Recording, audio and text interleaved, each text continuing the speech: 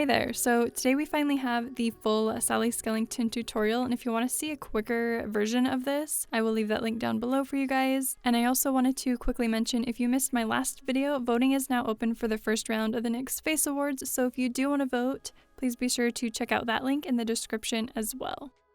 As with the majority of my looks, we are starting by mapping out our design using an eyeliner.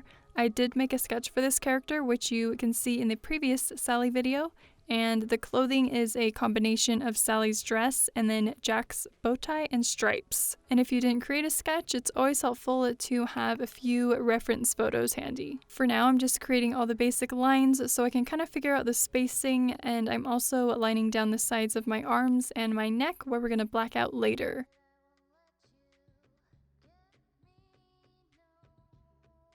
I decided to do a quick fill-in outside of those lines, just using that same black eyeliner so I could get an idea of what it was going to look like. Now we're going in with a couple Makeup Forever flash colors, a light medium purple and a salmony pink. And starting with that purple, we're applying it to the left side of the dress using a regular makeup wedge sponge. Then we're going to apply that pink right over top using the same sponge. To set those in place, since they are cream products, I'm using a cream colored eyeshadow and packing that over top using a flat foundation brush. And this is also going to help tone down the color a bit because I wanted more of a slightly muted color scheme overall. Then I'm using a yellow water activated body paint for the other side of the dress.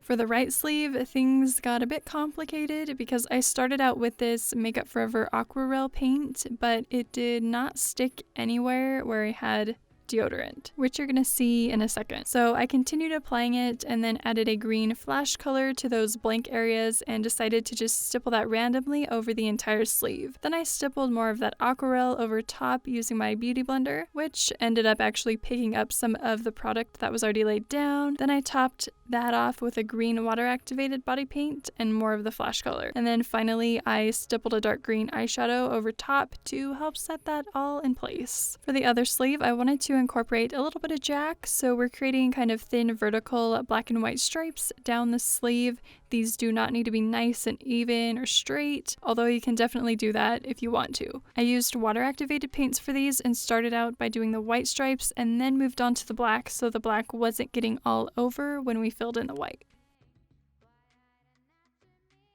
Moving on to the body color, I mixed a light aqua flash color with the NYX white foundation mixer on my cute little Kat Von D paw palette, and I like to test out that mixture as I add in more white to see what the color actually looks like on my skin, since it will look a bit different from what it looks like on the palette. Then once I was happy with the mix, I applied that all over the body and arm areas and up onto the face a bit as well, and since I used quite a lot of the white mixer, it did cut down on the coverage, so I applied a couple layers to build that up to full coverage.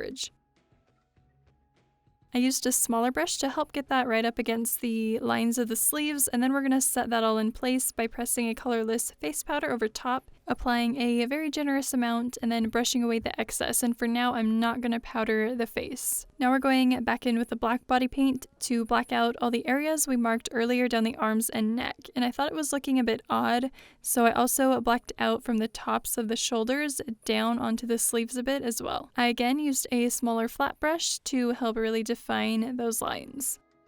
Now that we've got most of the basics done, we're going to start adding some detailing with a dark brown body paint, which is just a mix of a medium brown and the black body paint. Just going to give that a little spray of water and use a small detail brush to start painting varying sizes of swirls onto the purple side of the dress, as well as some little triangle shapes. This was all pretty much randomly placed wherever I felt like needed a little something. I would add a swirl, a curve, or a triangle, creating thicker lines in some places and thinner in others. And as I go, once the paint nearly ran out on my brush, I'm adding several light and uneven lines going around all the details we created to add some texture. Then I'm dipping a duo fiber face brush once into a brown body paint, wiping off most of the product on the back of my hand and stippling over the yellow side to break up the color and add some texture so it's not just a solid bright yellow.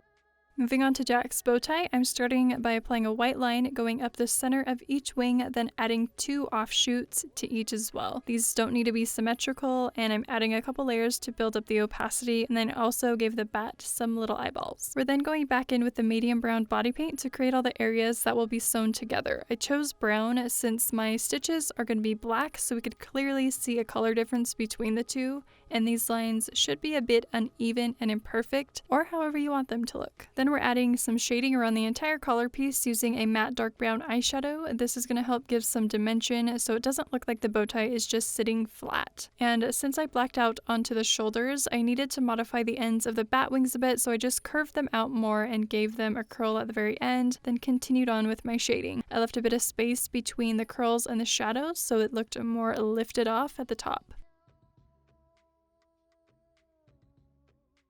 I then used a matte black eyeshadow to shade inside the blacked out areas, again to help create some dimension. And now we're filling in the rest of the collar piece using the black body paint.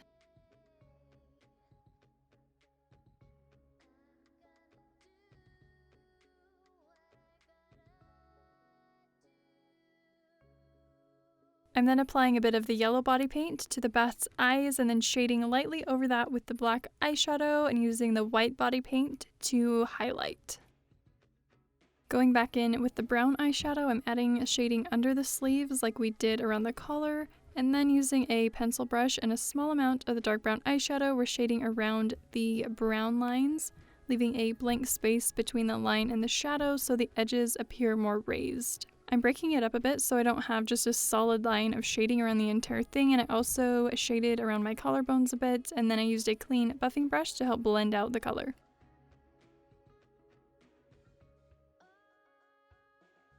I'm then using the black body paint on a detail brush to define all the lines between the pieces of fabric on the top and for all the stitching. I'm giving each stitch a slight curve in either direction so they start looking more dimensional, and I'm randomly crossing some stitches and leaving others as just singles.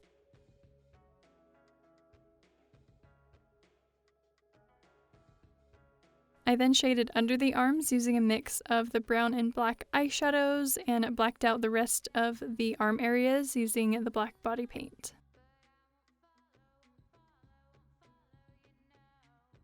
Switching back to the detail brush, I'm outlining the bottom of the sleeves, defining all of the raggedy edges and details.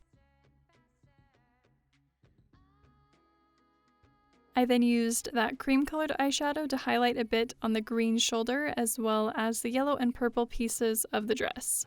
Then going in with the white body paint on a super tiny paintbrush, I'm highlighting through the center of each of the stitches, and for the ones that cross, you're going to more fully line one of the stitches and then line the opposite areas on the second piece so it looks like the stitches are overlapping. I'm tapping my finger over after lining to tone it down just the slightest bit.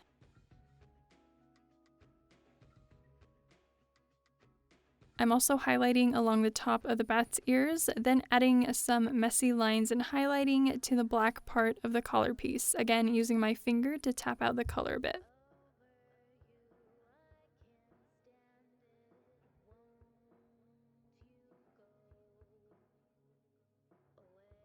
Going back to the brown eyeshadow on a detail brush, I'm adding more defined shading around the base of each of the stitches where they'd be going through the skin so it looks even a little more raised, and if the stitches are closer together, I'll line around both of them together rather than making it two separate lines so it doesn't look too crowded. Then blending over with the buffing brush to slightly soften those lines. I'm taking the black eyeshadow again on a small detail brush and shading underneath each of the stitches where they'd be casting shadows onto the skin. I'm also shading through the center of the brown lines, which really you'd want to do before painting on the stitches, but I hadn't originally planned on doing it. And then one final thing for the stitching, adding a white highlight along the inside of that shading line around the base of the stitches, again using my finger to tap out the color to tone it down a bit. Moving on to the face, I've popped in one black and one white sclera lens, and I'm roughly outlining the eye socket and other details using a black eyeliner. And since I'm going to have teeth on that one side of the mouth, I removed some of the base color with a makeup wipe. I then filled in the eye and lined the waterline all around the eye to make sure everything's nice and blacked out, packing on a black eyeshadow to the lower waterline to help set it in place. I then finished applying the base color to the rest of the face and ears, building up the color until I'm happy with the coverage, and then setting the eyelid with the colorless powder. I forgot that I needed to add white under this eye, so again I used a makeup wipe to remove the base color along the lower lash line, then applied a white eyeliner to the waterline and along the lower lash line to make the eye appear bigger. I cleaned up the edge using the base color on a small flat brush, then blended it out and set the rest of the face with the colorless powder, packing on a nice and generous amount and brushing away the excess. Since our head looks super big now compared to the body, we're going to do quite a bit of contouring using a mix of the brown and black eyeshadows. We really want to focus most of the contouring along the jawline and chin and around the forehead so the face looks a bit shorter. I went a little too ham on the forehead, so I just used my powder puff with the leftover powder on it to help blend that up a little bit. Then I'm of course contouring the cheeks as well, just to add a bit of definition, and as we did on the body, we're using the brown body paint to line along the torn areas, and I'm blending that onto the lips so it connects with my lip line.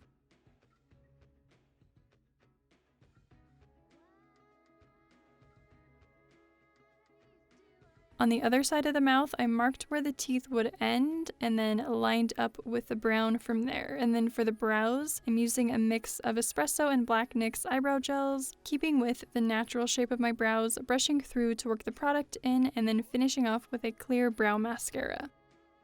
I went back in with a black eyeliner to redefine the shape of the eye socket and then set that with the matte black eyeshadow. At this point, I blended the black through the brown lines as well.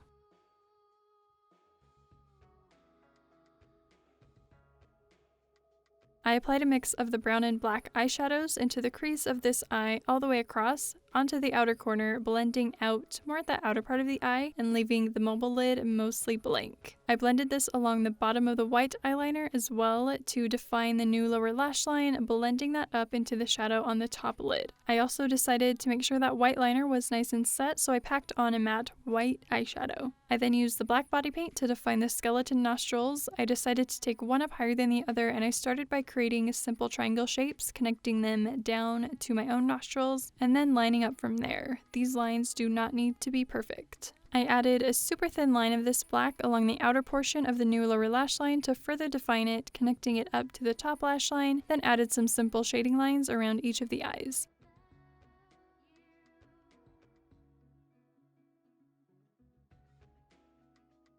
I then curled just my left lashes and applied black mascara to both eyes, only applying it to the top lashes on that left side. Then I applied this super old, kind of wonky, random lash that I found in my lash drawer, and then continued on with the black body paint to create the stitches. For the teeth, I'm using the white body paint and applying it with a flat brush the same size that I wanted the teeth to be, and just pressing that along the bottom and top of the line we created earlier. I then also started pulling the white further out to lengthen the teeth, fading and thinning them out at the ends. I blended a really small amount of the base color over top and then lined between the teeth using the black body paint.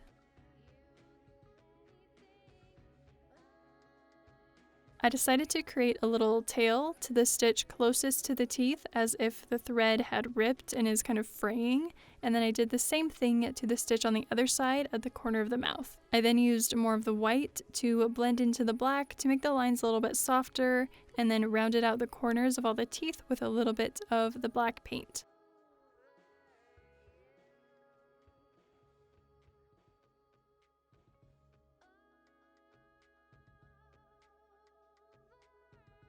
I applied more mascara to the false lashes so they looked even more piecey, and then added shading lines around the nostrils and above the eyebrows using the buffing brush and my fingers to help blend them out a little bit.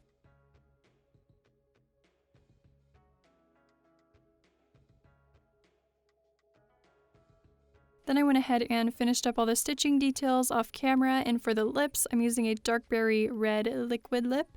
applying it to the right half of the lips using my finger to blend. Now, this is where my logic kind of went out the window because I'm not sure why I applied the red lipstick before the white teeth on the lips, and it ended up taking a lot longer because obviously the white paint kept mixing with the red and I just kept layering it up until it looked decent. So 100% paint on your teeth first and then apply your lipstick and blend that onto the teeth. I don't know what I was thinking, but I have one full pair of teeth on the outer corner and then kind of 1.5 teeth at the center, following the same steps as with the previous teeth.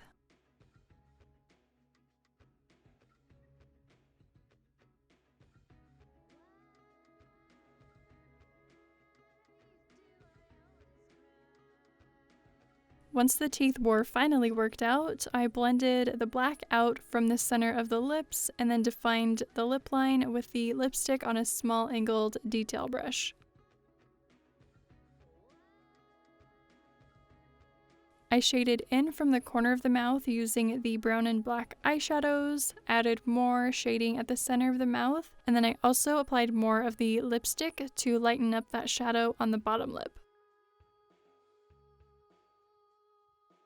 I also shaded in from that first stitch on this side onto and slightly under the teeth so that back portion didn't quite pop out so much. And then finally I put on my burgundy red wig, and this one's from Amazon. I will of course have it linked down below for you guys, and then I pinned back the front pieces using bobby pins. And then we're finally done. So I hope you guys enjoyed this take on Sally and maybe learned a few things. Don't forget to check out all the info down in the description box, and I will see you guys in the next one.